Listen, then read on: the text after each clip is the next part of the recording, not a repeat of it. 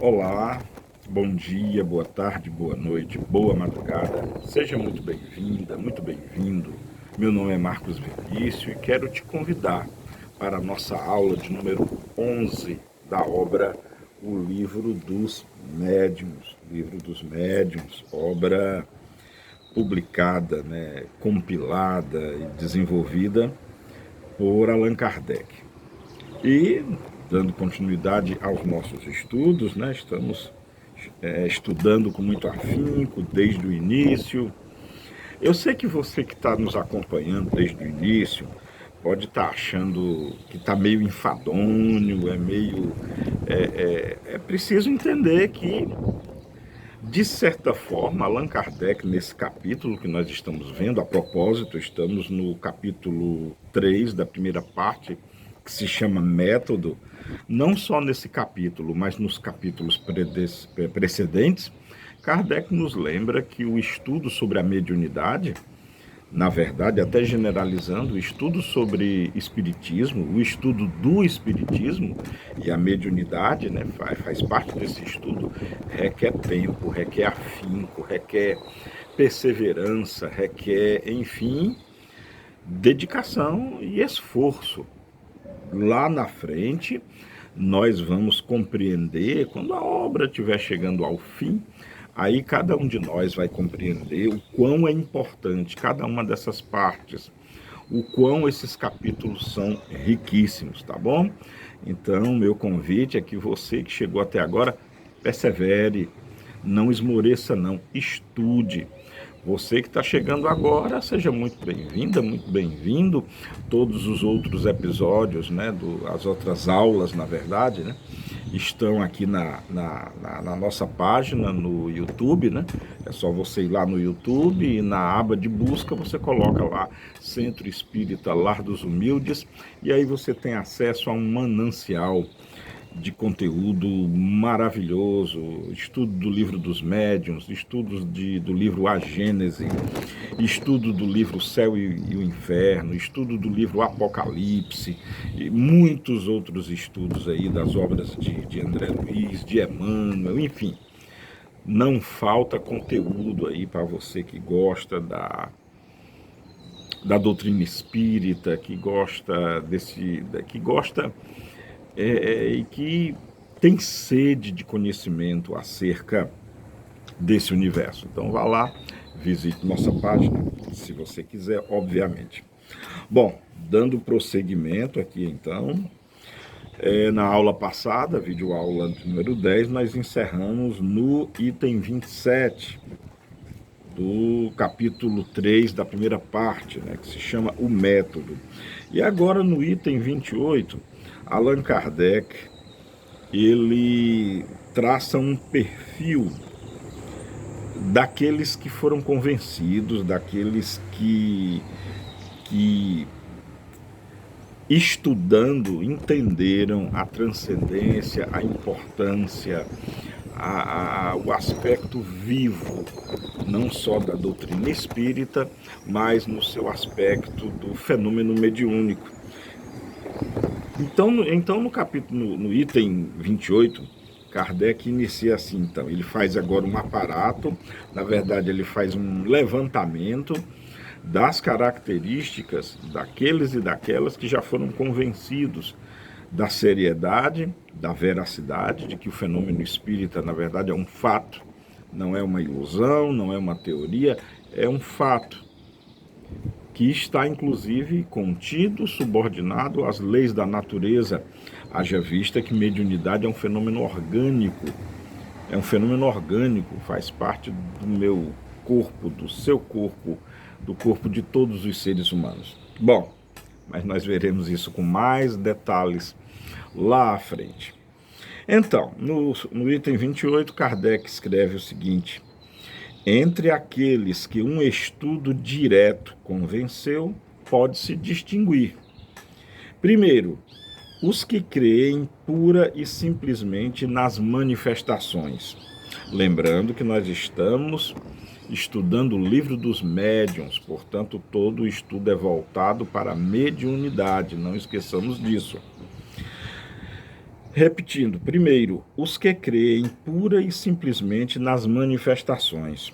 O Espiritismo é para eles uma simples ciência de observação, uma série de fatos mais ou menos curiosos.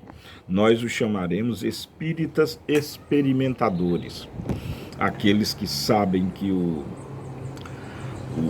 os fatos concernentes às manifestações são verdadeiros e eles querem observar, querem estudar esses fatos, né? Kardec os chamam de espíritas experimentadores.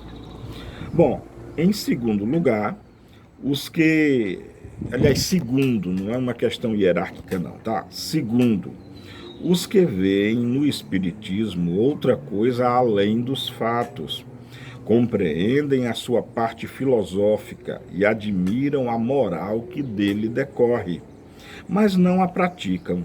Sua influência sobre seu caráter é insignificante ou nula. Não mudam nada em seus hábitos e não se privariam de um só prazer. O avaro é sempre de uma avareza sórdida, o orgulhoso pleno de si mesmo, o invejoso e o ciumento sempre hostis. Para eles, a caridade cristã não é senão uma bela máxima. São os espíritas imperfeitos. Bom, como eu não me considero perfeito, eu sou espírita. Isso é um fato. Mas eu não sou perfeito. Então, citei aqui essa denominação de espíritas imperfeitos, eu já me incluo nela, porque eu não sou perfeito. Tenho muito o que desconstruir em mim ainda de egoísmo, de orgulho, de apego material, dentre outras coisas aí. Mas eu estou em desconstrução dessas coisas que eu sei que a doutrina espírita me mostra que eu preciso me livrar dessas coisas. Aqui é muito interessante nesse item 2, interessantíssimo mesmo, porque Kardec nos chama a atenção de que as manifestações elas possuem um propósito muito além do que somente aquilo que os olhos conseguem perceber. É muito importante tentar enxergar os fenômenos espíritas com os olhos espirituais, não somente esses olhos de geleia, como eu costumo denominar. Pois as manifestações espíritas ou espirituais, elas nos trazem uma gama de conhecimento muito grande, elas nos trazem alertas, elas nos trazem orientações, elas nos trazem elucidações, conteúdos, experiências, muitas informações, e isso tem um propósito. Isso significa certamente algo. Muito embora o significado ele tem muito a ver com aquele ou aquela que está estudando, com aquele ou aquela que está experimentando, enfim, isso talvez seja de fórum íntimo, cada um de nós que estuda a doutrina espírita, e aí sendo um pouco mais circunscrito, cada um de nós que vivencia a realidade mediúnica precisa entender o propósito dela, precisa entender o porquê dessas manifestações, no sentido de qual o seu objetivo, pois realmente não é só para fazer show, não é só para fazer graça, não é só... aliás, não é para isso, não é para fazer show, nem para fazer graça, nem para chamar a atenção, nem para ficar na base da fenomenologia, não, não, não. É para nos mostrar, eu estou talvez até me adiantando um pouco, mas é para mostrar que a nossa vida tem propósito, que o fato da reencarnação existir e os fenômenos mediúnicos, eles mostram duas coisas incontestáveis. Primeira delas, que a vida continua depois da morte física, né, da morte biológica, a vida continua. E depois de um certo tempo, depois que morrermos, nós retornamos à carne, que é a reencarnação. Reencarnação que é a marca indelével da justiça divina. E isso precisa nos tocar coração, corpo, mente, espírito, alma. Precisa tocar o nosso coração no sentido de que precisamos cuidar melhor da nossa vida, porque o que fazemos aqui tem consequências. Que o que nós fazemos aqui em vida tem consequência agora, tem consequência em vida, isso já é talvez de comum acordo, mas é preciso entender que os nossos atos, eles ecoam no tempo, que os nossos atos, eles trazem consequências para as outras vidas. Com certeza, eu, você, estamos sofrendo consequências como resultados do que fizemos nas nossas vidas anteriores. E isso continua. Aquilo que fizermos, a maneira como vamos conduzir a vida, essa vida que estamos tendo agora, trará consequências, sim, para a nossa próxima vida. E pensar sobre isso é muito importante. Pensar sobre isso é fundamental. Pensar sobre isso talvez seja o cerne. Eu acredito que seja o cerne, que seja o ponto principal da questão mediúnica. É você entender que a sua vida é muito mais ampla. Então, precisamos ter mais cuidado com o que fazemos, mais cuidado com o que dizemos. E, sobretudo, porque o que dizemos e o que fazemos nascem no pensamento. Então, precisamos ter muito cuidado, mas muito cuidado mesmo com os nossos pensamentos. Isso é fundamental, é muito importante. Nunca esqueçam, estão lembrados? Estão lembradas? Pensamentos, palavras e ações. Isso nos define, não é verdade? E o processo da mediunidade, ou melhor dizendo, as manifestações mediúnicas nos levam a pensar nisso com muito mais responsabilidade. Então, cuidado, não é show, não é o maravilhoso não, que já vimos inclusive no capítulo anterior. É sobre vida, a nossa vida, a minha, a sua. Bom, no terceiro item, né, do terceiro subitem, né, do item 28, terceiro, os que não se contentam em admirar a moral espírita, mas a praticam e aceitam todas as suas consequências, convencidos de que a existência terrestre é uma prova passageira, esforçam-se por aproveitarem seus curtos instantes, caminhando na única via de progresso que os pode elevar na hierarquia do mundo dos espíritos, esforçando-se por fazer o bem e reprimir suas más tendências. Suas relações são sempre seguras, porque sua convicção os distancia de todo pensamento do mal. A caridade em todas as coisas é a regra de sua conduta. São os verdadeiros espíritas, ou melhor, os espíritas cristãos. Muito interessante. Eu penso que esse é o nosso objetivo, esse é o nosso fim. Eu acho que é isso que nós almejamos, pelo menos é isso que eu almejo, sabe? São os espíritas que não contentam em admirar a moral espírita, mas a praticam e aceitam todas as suas consequências.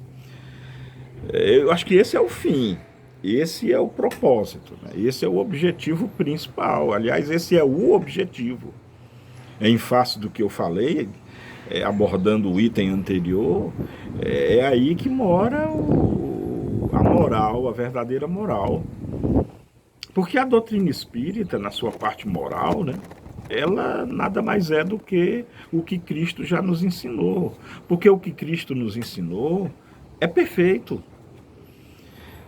E vivenciar a moral do Cristo, que é a moral mais perfeita, está totalmente relacionado com os princípios da doutrina espírita, está totalmente coadunado, ligado, interligado e validado pelas manifestações espíritas, pois as manifestações espíritas, elas são as ações de homens e mulheres que já viveram aqui na Terra e estão no mundo espiritual, ou estiveram no mundo espiritual, e enviaram suas mensagens através de manifestações físicas, ou através da escrita, ou através da fala, ou através da visão, ou através de sonhos, ou através, enfim, de cura, ou através dos mais inúmeros tipos de manifestações mediúnicas que existem. E isso é muito importante. Isso é muito importante para entendermos, começarmos a entender nada mais, nada menos do que o propósito da vida e o nosso objetivo nessa trama maravilhosa criada por Deus. Pois Deus criou a vida, Deus nos criou. E a propósito, é muito belo entender que a nossa vida não está circunscrita só a esse momento fugidio, passageiro, ela continua.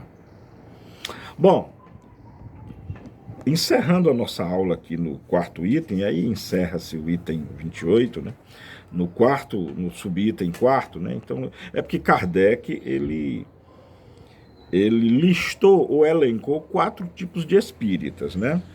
Temos os espíritas experimentadores, os espíritas imperfeitos, os espíritas verdadeiramente cristãos, os verdadeiros espíritas, e finalmente aqui há, enfim, os espíritas exaltados.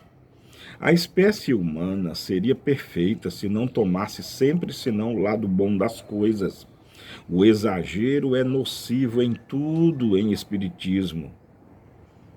Dá uma confiança muito cega e frequentemente pueril nas coisas do mundo invisível, e leva a aceitar muito facilmente e sem controle o que a reflexão e o exame demonstrariam a absurdidade ou a impossibilidade.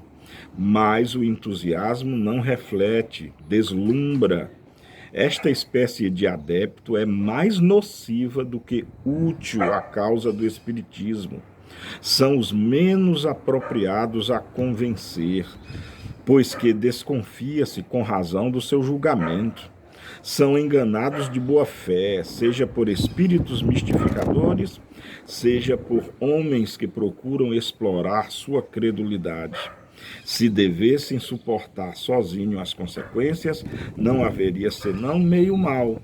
O pior é que dão, sem o quererem, armas aos incrédulos, que procuram antes as ocasiões de zombar do que se convencer, e não deixam de imputar a todos os ridículos, e não deixam de imputar a todos o ridículo de alguns. Isso, sem dúvida, não é justo nem racional, mas sabe-se, os adversários do espiritismo não reconhecem senão sua razão, como sendo de bom quilate. E conhecer a fundo aquilo de que falam é o menor dos seus cuidados. Veja bem, aqui nessa quarta categoria, muito interessante, os espíritas exaltados são os fascinados, os fanatizados, aqueles que acreditam em tudo, sem contestar, aqueles que não analisam as mensagens, aqueles que não estudam, que não ponderam, que não submetem à razão, à lógica, que não submetem a aquilo que a ciência já descobriu, não que a ciência seja dona da verdade, não isso. Mas o próprio Allan Kardec, né, já dissera que o estudo do espiritismo precisa ser paralelado, digamos assim, eu nem sei se existe essa palavra, se não existia, eu acabei de criar. O estudo espírita precisa ser paralelado com a ciência, ao ponto de que Kardec chegou a admitir de que se em algum ponto da doutrina espírita a ciência provar que a doutrina está errada, que nós a consertemos e fiquemos com a ciência. Infelizmente, o que se vê é a credulidade em exagero. São esses os espíritas exaltados, que não admitem dúvida. Aliás, se você tecer algum naco de dúvida, eles já se inflamam, né? Então são aqueles e aquelas que acreditam em tudo, e dizem, não, mas é porque veio de espírito tal, ou veio através de médium tal, então é certeza, é verdade e é incontestável. É disso que Kardec está nos alertando, já aqui na obra O Livro dos Médiuns. É disso que Kardec está tentando nos abrir os olhos nesse quarto subitem aqui, do item 28, do capítulo 3, da primeira parte de O Livro dos Médiuns. Eu convido você, minha amiga, meu amigo, a refletir seriamente sobre cada um desses 4 tipos de espíritas, em qual você se encaixa. Eu não estou aqui para julgar ninguém, eu só posso julgar a mim mesmo, eu só posso falar sobre mim mesmo. Olha, esse item 28, ele dá um estudo, um autoestudo maravilhoso. O que é que você acha? Bom, assim nós terminamos a videoaula número 11. Espero que você tenha gostado. Se gostou, deixe aí o seu comentário, diga o que você achou. A sua opinião é sempre muito bem-vinda e é valiosíssima. Opine aí, se você quiser, claro. Bom, foi essa então a aula de hoje. Eu me despeço como sempre, enviando um beijo no coração de todas e todos. Amemo-nos como Jesus nos amou e, como eu sempre digo, cuidem uns dos outros.